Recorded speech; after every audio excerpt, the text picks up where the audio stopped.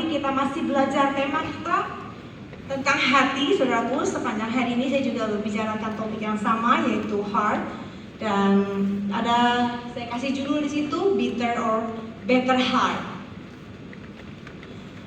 Pilihan hati yang baik atau hati yang lebih baik, saudaraku ya. Mari kita langsung saja buka di Amsal 23 ayat 7a. Sebab sebagaimana ia berpikir dalam hatinya, demikian jugalah ia. Hati melahirkan identitas atau gambar diri, saudara. Sebagaimana kita melihat diri kita. Jadi semuanya lahir dari hati. Apabila hati orang tersebut pulih, gambar dirinya pulih, sehingga dia memandang dirinya pun pulih, dia memperlakukan orang lain dan memandang orang lain pun juga pulih, saudara ya. Apabila hatinya luka, hatinya pahit, gambar dirinya rusak, dia memandang orang lain pun dengan gambar yang sama seperti dia memandang dirinya. Makanya ada rasa berharga itu macam-macam. Ada rasa berharga di dunia yang berkata orang yang berpendidikan lebih tinggi itu lebih berharga daripada orang yang biasa-biasa pendidikannya. Itu rasa berharga yang salah, saudaraku ya. Karena itu bukan rasa berharga yang benar. Kemudian ada rasa berharga yang berkata orang yang memiliki harta lebih banyak lebih berharga daripada orang yang biasa-biasa. Itu juga rasa berharga yang salah. Karena berdasarkan apa yang dia miliki, rasa berharganya. Ada lagi rasa berharga yang salah. Apakah jomblo dan punya pacar itu lebih baik orang yang punya pacar? Nah, untuk anak-anak muda, apakah punya pacar itu lebih baik daripada jomblo? Ternyata itu juga rasa berharga yang salah. Jadi kalau orang tersebut punya rasa berharga yang salah, makanya nggak heran ya, ibu-ibu mau beli tas yang mahal, tapi karena ingin mengutamakan penampilan, maka harus kredit tas yang mahal-mahal supaya tentengannya mahal misalnya. Sorry to say, jangan tersinggung, jangan marah kepada saya. Oke. Dan hari ini kita mau belajar bagaimana Tuhan inginkan hati kita di bulan Januari ini, sepanjang bulan ini, untuk melalui 2022 dengan lebih kuat. Sebagaimana hujan turun atas orang benar, hujan juga turun atas orang fasik, saudaraku. Tidak pilih-pilih, demikian juga penderitaan, demikian juga pain, demikian juga duka cita, demikian juga keadaan buruk.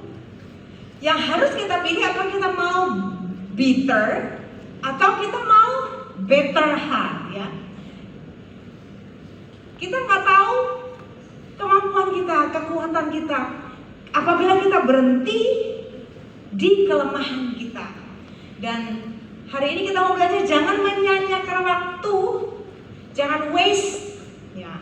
Jangan wasting time di dalam pain, di dalam penderitaan, di dalam kepahitan. Belajar dari pain, learn from the pain. Contoh, suami saya beberapa tahun yang lalu, sekitar 6 atau 7 tahun yang lalu itu tensi bisa sampai 160, saudara. Matanya sangat merah, gampang sekali kecapean, terus suka berdebar-debar. Jadi sering ke dokter jantung, keluar kota harus ke dokter lagi. Mendebarkan, sedikit-sedikit ada masalah, jantungnya berdebar. Terus dokter menyarankan Bapak harus diet sehat, jaga makanan, dan olahraga, healthy lifestyle. Sejak itu sama saya berolahraga. Tidak semerta-merta kelihatan hasilnya, tapi saat ini jauh lebih muda usianya daripada 7 tahun yang lalu, saudara. Usia sehat dan tubuhnya jauh lebih fit daripada beberapa tahun yang lalu. Jadi sakit bisa saja membuat kita belajar ya, bagaimana how to live healthy life ya, olahraga, makan yang sehat, apapun yang kita usahakan untuk menghargai kesehatan yang Tuhan berikan kepada kita. Ada yang mengatakan olahraga dan gerakan-gerakan aktif itu sebenarnya selebrasi terhadap kesehatan dan ucapan syukur kita kepada Tuhan bahwa kita ini masih sehat. Amin. Ya. Dari Luka kita mau belajar yang pertama, yaitu find purpose in the pain. Temukan tujuan di dalam luka. Ya. Saudara, as long as we focus on ourselves, selama kita fokus sama diri kita, we get stuck. Kita nggak akan kemana-mana, kita di situ-situ aja, kita jadi buntu. Ya. Kita jadi buntu. Tapi ternyata di dalam pain itu ada sesuatu tujuan yang bisa kita ambil. Ini adalah pilihan yang bagus di saat kita harus memutuskan apa yang kita lakukan. Bisa kita menghadapi hal-hal yang tidak kita inginkan. Ada seorang ibu di Kapuas waktu itu, waktu ada acara keluarga kami kumpul-kumpul, terus mina saya tuh ngomong, ibu ini pintar pijat, saudaraku. Pintar pijat, dia tahu urat-urat saraf, bahkan untuk orang stroke itu dia pintar. Jadi dia dibilang oleh mina saya, ibu ini dulunya stroke, badannya mati sebelah. Lalu karena keadaan, biaya dan sebagainya, dia mencoba untuk menterapi sendiri. Dengan tangannya sendiri, dia pijat badannya yang mati sebelah. Dia pijat sedikit-sedikit dari kaki sampai atas, ya, dari tangan sampai kaki dia pijat terus setiap hari, bulan berganti bulan, saudaraku. Akhirnya ibu ini sembuh dari stroke tanpa harus ditolong oleh medis, ya, tanpa ditolong oleh dokter. Saya terheran, kok bisa mina? Iya, saya pijat-pijat sendiri. Akhirnya karena melalui itu dengan baik, dia bisa menolong orang lain yang stroke. Akhirnya dia pijatlah orang stroke, dan orang stroke bisa sembuh, bisa pulih karena terapi yang dia berikan, saudaraku. Ya. Dia bisa menemukan kebahagiaan orang lain dari pain, dari penderitaan yang dia hadapi. Dan ada lagi satu ilustrasi, saudara, ya. Di suatu aula yang besar itu ada anak-anak TK dikumpulin sama guru TK. Lalu guru TK bilang, anak-anak, ini ada balon warna-warni, banyak sekali. Silahkan kamu tulis namamu sendiri di balon tersebut. Dan anak-anak TK ini rame-rame menuliskan namanya di balon tersebut, saudara. Ditulislah namanya masing-masing, Eka, Andi, ya, kemudian Tito, Anton. Ditulislah nama mereka masing-masing di atas balon tersebut. Dan kemudian setelah ditulis selesai, balonnya dilepas di dalam aula tersebut yang begitu banyak dan warna-warni tadi. Lalu gurunya ngomong, sekarang kamu cari balon yang ada namamu tadi, ambil dan kasih sama ibu. Anak-anak tersebut langsung kisruh, ya. Dia langsung berlarian mencari kesana kemari namanya. Aulanya besar, balonnya banyak, warna-warni, dan gak ketahuan yang mana lagi. Gak dapat, saudara. Terus gurunya ngomong begini, kalau gak dapet, sekarang kamu ambil balon dengan nama teman kamu, siapa saja, ambil saja balon sembarang, lalu baca siapa namanya, kasih sama temenmu yang namanya ada di balon tersebut.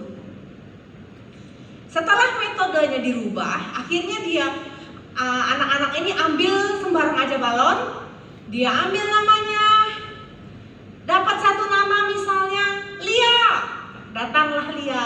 Kemudian ada satu nama, sebut lagi namanya Chloe, datang Chloe. Gavin, datang Gavin, ya. Jadi nama-namanya sudah dipanggil, semua anak sudah dapat balonnya masing-masing, saudaraku. Nah, dari hal ini gurunya ngomong, balon ini adalah your happiness. Balon ini adalah kebahagiaanmu. Akan sangat sulit bagi kita untuk mencari kebahagiaan kita sendiri, bahkan gak dapat, kata gurunya. Tapi kalau kamu memberikan kebahagiaan kepada orang lain, maka dengan sendirinya kebahagiaanmu akan datang kepadamu. Pelajaran yang bagus, saudara, ya. Pelajaran yang bagus. Bukankah itu yang Tuhan inginkan terhadap kita? Kita ini diutus di tengah-tengah dunia sebagai agen keselamatan dari Tuhan.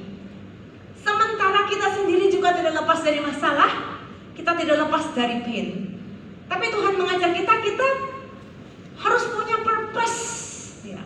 Temukan tujuan kita di dalam pain tersebut, saudaraku. Di dalam luka tersebut, ya. Dan percayalah, di saat kita menemukan tujuan kita, yaitu membahagiakan orang lain, ternyata kebahagiaan kita sendiri juga dengan sendirinya akan datang kepada kita. Di sini saya tulis beberapa ciri-ciri luka, ciri-ciri orang yang luka dan belum pulih. Tidak usah lihat kiri, tidak usah lihat kanan, kita cek diri kita masing-masing. Apa yang saya sudah lewati, apa yang saya lakukan, apakah saya orang seperti ini? Atau mungkin saudara ingat ada orang di rumah, orang yang perlu saudara layani, keluarga, teman dekat yang seperti ini, yang ternyata membutuhkan hal-hal yang bisa saudara berikan kepada mereka untuk mengubah hidup mereka. Yang pertama, sifat orang yang luka itu yang pertama yaitu ofensif, yang kedua defensif. Nah, sekarang kita lihat yang ofensif itu apa? Ofensif itu cenderung untuk melukai orang lain. Yang pertama yaitu sombong, ya. Orang itu superior. Kemudian yang kedua terlalu terbuka. Berikutnya ucapannya pahit, setajam silet, sarkastik, emosinya labil. Nanti dia baik sekali, nanti dia marah sekali, dia bisa teriak-teriak, dia bisa ngamuk-ngamuk. Kemudian kritik berlebihan. Kemudian curiga berlebihan. Ya. Kalau ada orang yang suka kritik, karena emang orang tersebut kritis. Tapi ada yang berlebihan, ya, lebih daripada orang lain. Kemudian curiga berlebihan. Kemudian suka memberontak dan suka bertengkar. Kemudian orang defensif. Orang defensif itu sifatnya inferior, minder, tertutup, menyendiri terus, trauma, fobia. Saya juga pernah trauma, nanti saya akan cerita. Frigid atau dingin, menyimpan dendam, frustrasi, patah semangat. Yang inferior ini lebih menyakiti dirinya sendiri, merugikan dirinya sendiri. Terus penyebabnya apa? Penyebabnya yang pertama itu adalah penolakan. Yang kedua, kurang kasih sayang. Ya. 3, trauma. 4, perkataan menyakitkan. Ya, perkataan menyakitkan. Kemudian yang kelima, dimanja orang tua. Ternyata disiplin tinggi, kasih juga harus tinggi, tidak bisa kurang salah satu. Tidak boleh kurang kasih sayang, tidak boleh juga dimanja. Yang keenam, kecewa dengan Tuhan sehingga timbul akar pahit seperti di Ibrani 12 ayat 15. Contohnya siapa? Naomi. Ingat Naomi waktu pulang ke Bethlehem, dia berkata, "Jangan panggil aku Naomi, panggil saja aku Mara, karena hidupku pahit." Kecewa dengan Tuhan saat dosa tidak dijawabnya. Contohnya, ada orang yang secara seksual ini di-abuse secara seksual oleh orang lain. Orang ini baik-baik, anak ini bukan anak yang kotor, anak ini suci, ya. Suci, tapi di-abuse secara seksual oleh orang lain sehingga dia percaya dirinya najis. Dan bisa saja orang tersebut terus hidup najis karena dia percaya aku ini sudah najis, sudah dicap oleh si jahat dalam dirinya dan tidak pulih hatinya, tidak ada yang melayani dia terluka sehingga dia terus-menerus hidup dalam keadaan seperti itu, saudaraku. Tapi ada kabar baik, ya. Kalau Anda terluka, kalau kita remuk hati kita, Mazmur 34 ayat 19 berkata, Yahweh itu dekat kepada orang-orang yang patah hati dan Dia menyelamatkan yang remuk jiwanya. Amin.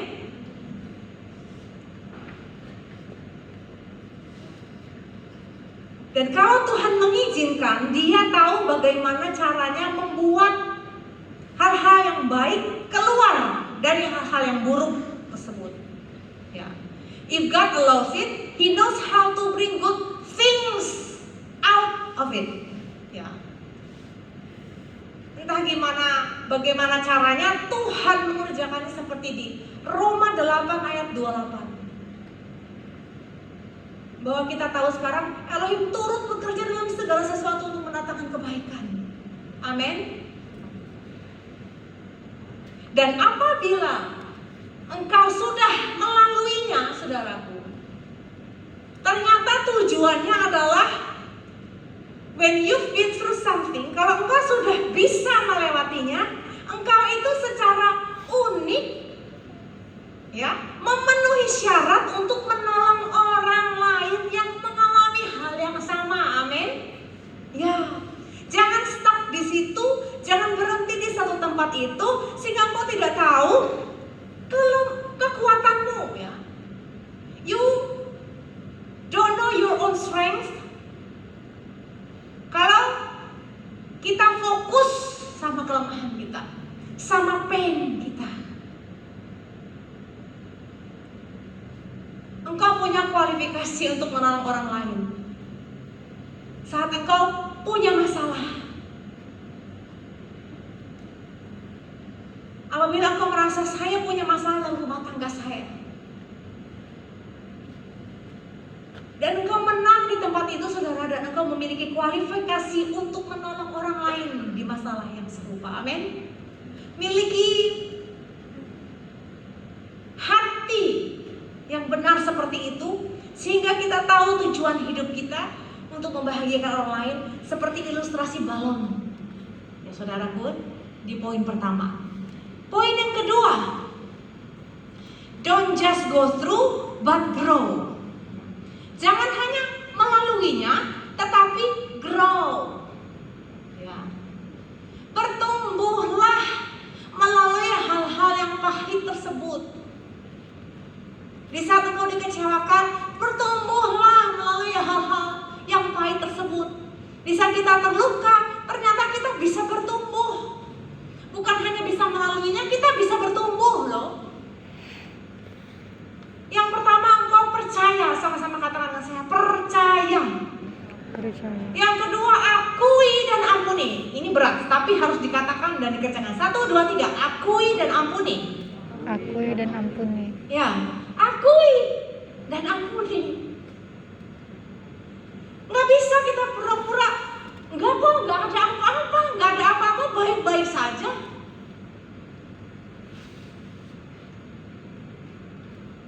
Karena selama kita menutupnya, kita nggak bisa mengampuni.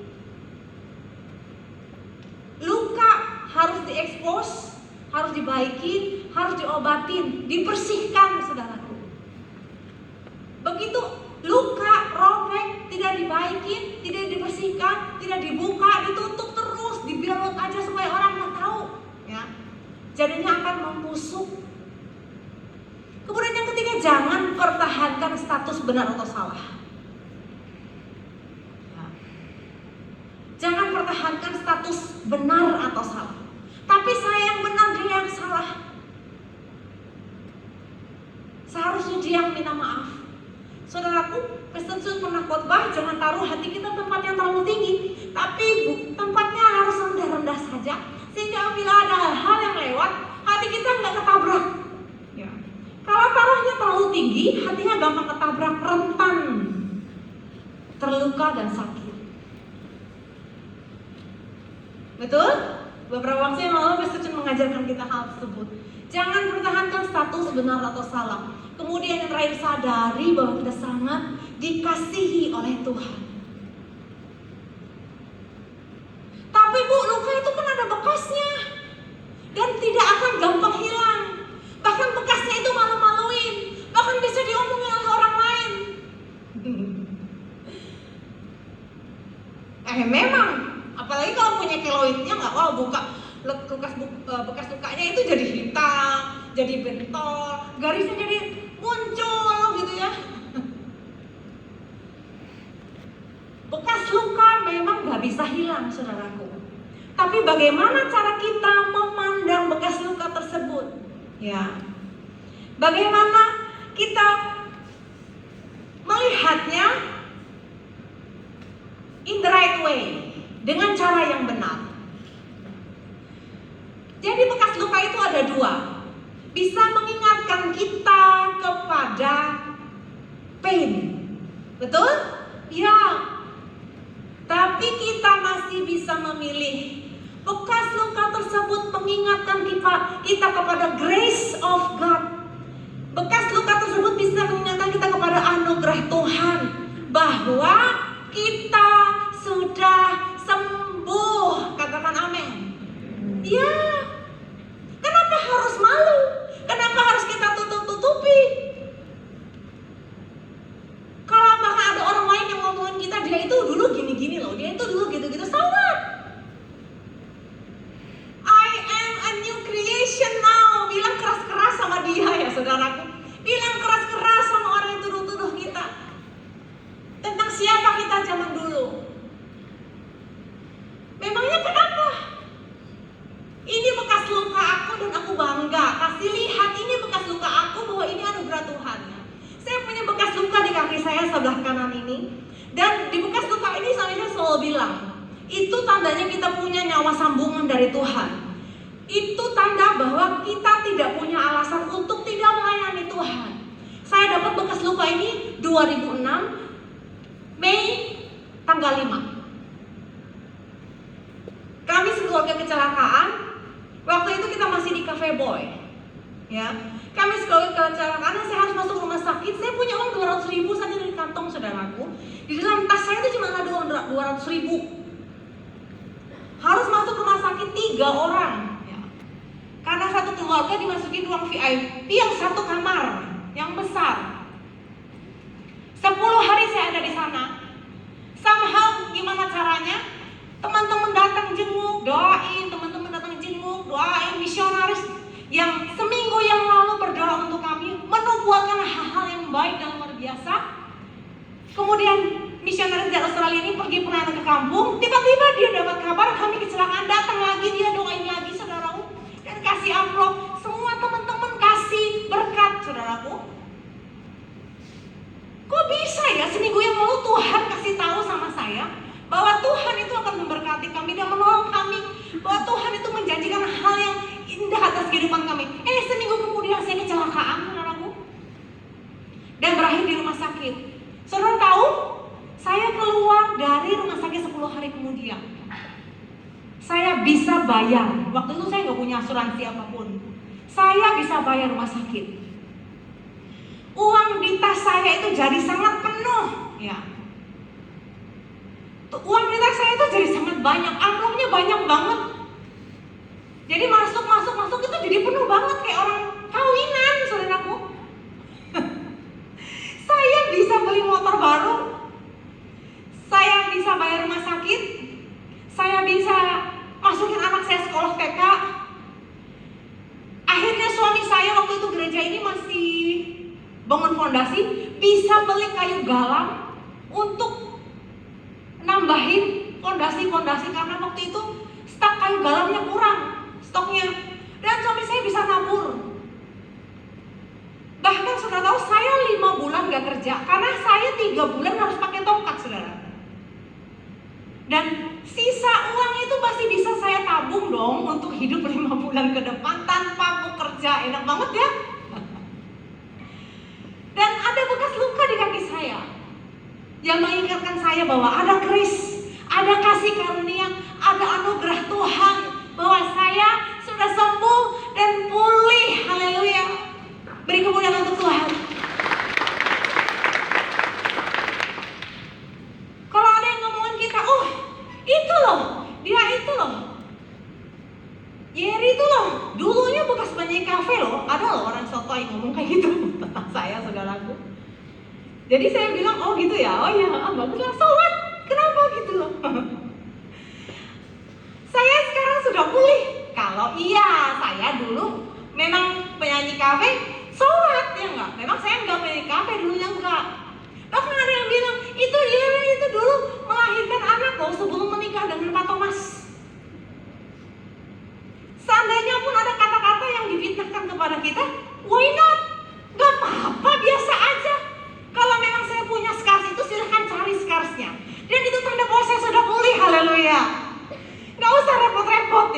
ya. Kalau ada orang lain yang fitnah-fitnah kita dengan kata-kata yang seperti itu. Dan kalaupun benar Anda sudah sembuh, ya.